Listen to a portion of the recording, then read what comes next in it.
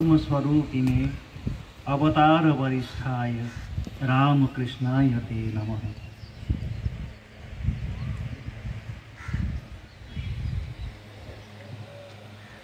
हौसलायोजित এই পাঠচক্রে কথামৃত পাঠ অনুষ্ঠানে আমরা ধারাবাহিকভাবে যেটা শুরু করতে চলেছি। আমরা আজকে পাঠ আমরা এর আগের দিন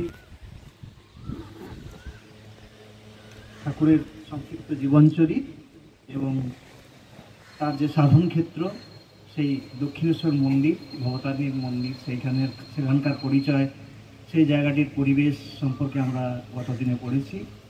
আজকে আমরা যেটা পড়ব সেটা হচ্ছে এই ভগবান শ্রী রামকৃষ্ণদেবের যে কথামৃত, সেটি যিনি পুস্তক আকারে আমাদের জন্য রেখে গেছেন, সেই মহান পুরুষ, মহান সাধক মহেন্দ্রনাথ গুপ্তর সঙ্গে আমাদের ঠাকুরের প্রথম সাক্ষাৎকারের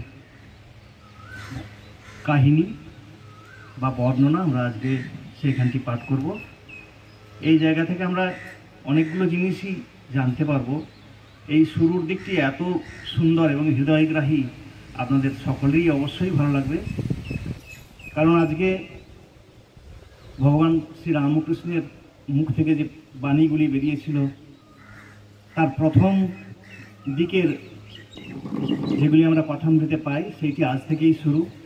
তিনি সর্বপ্রথমে যে জ্ঞানের কথাটি আমাদের বলেছেন সেটি জ্ঞান এবং অজ্ঞান সম্পর্কে ধারণা। আমরা এমনি স্বাভাবিকভাবে যেটা জানি সেটা হচ্ছে লেখাপড়া শিখলেই বা কিছুটা জিনিস জানলেই আমরা নিজেদের জ্ঞানী বলে মনে করি।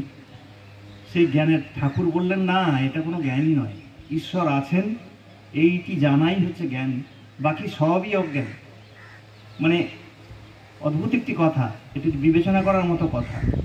ঈশ্বর আছেন এইটি জ্ঞান আর বাকি সবই অজ্ঞান, উনি এই কথাটি আমাদের বলে গেছেন। এটি আমরা সবাই একটু ভেবে দেখব কথাটার গুরুত্ব, কথার ওজন কীরকম। আরেকটি কথা উনি বলেছেন আজকের পাঠেতেই আমরা পাবো, সেটা অহংকার সম্পর্কে আমাদের এই শ্রীময়ের যে ভাবনাটি, তার যে আত্ম উপলব্ধি, সেটিও আমরা এখানে প্রকাশ হতে দেখব। তিনি একজন বড় আধার ছিলেন, তা নাহলে রামকৃষ্ণদেবের এই বাণী আমরা লিখিতভাবে তার হাত দিয়ে পেতাম না। তো তিনি অনুভব করছেন যে অহংকার তো কারো যাবার নয়।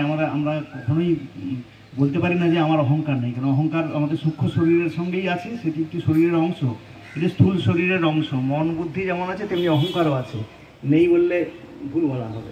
কারণ আমরা এমনি একটু বিবেচনা করলেই বুঝতে পারবো যে কেউ যদি আমাদের বলেন যে আমার ছেলেটি লন্ডনে চাকরি করে, তখন আমাদের ভিতর থেকে কে যেন বলতে চায় যে আমার মেয়েটি আমেরিকায় থাকে, যেন কোত্থেকে মানে বলবার জন্য মনটা ছটফট করে।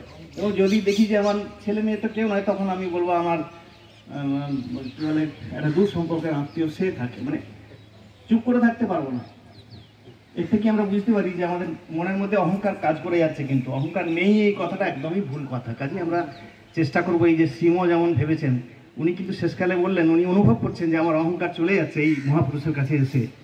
তো কিন্তু তবুও তিনি নিঃসংশয় হননি। শেষে বললেন আমার মনে হয় অহংকার বোধহয় সম্পূর্ণভাবে চূর্ণ হয়ে গেল। মানে তাতেও ওনার সংশয় রয়ে গেছে। মানে অহংকার যে যাবার নয় সেটা এখান থেকেই বোঝা যায়। এবং ঠাকুরও বলেছেন যে অহংকার এমন জিনিস অশ্বত্থ গাছের ফেঁকড়ির মতন, আজকে ভেঙে দিলাম, আবার 2-3 দিন পরে দেখবো ঠিক আবার গজিয়ে গেছে। আমরা বাড়িতে যে দেখবেন অশ্বত্থ গাছ হয়ে থাকলে কেউ যদি ভেঙে থাকেন, তার অভিজ্ঞতা এরকমই হবে যে ভেঙে দিলেও আবার দেখবেন 2-3 দিন বাদে আবার। মানে অহংকারও সেই রকমই। আমি যদি সচেতন হয়ে যাই যে না, এটা তো আমার অহংকারের কথা প্রকাশ হয়ে গেল, আবার পরশুদিন সেই অহংকারই আবার প্রকাশ করে ফেলবো। কাজে এটা সূক্ষ্ম দেহের অংশ, এটাকে পরিত্যাগ করা খুব কঠিন, কিন্তু সচেতন থাকলে কমাতে পারবো আমরা। সেই শিক্ষাই আজকে আমরা এখান থেকে পাবো। আসুন শুরু করা যাক আজকের কথামৃত।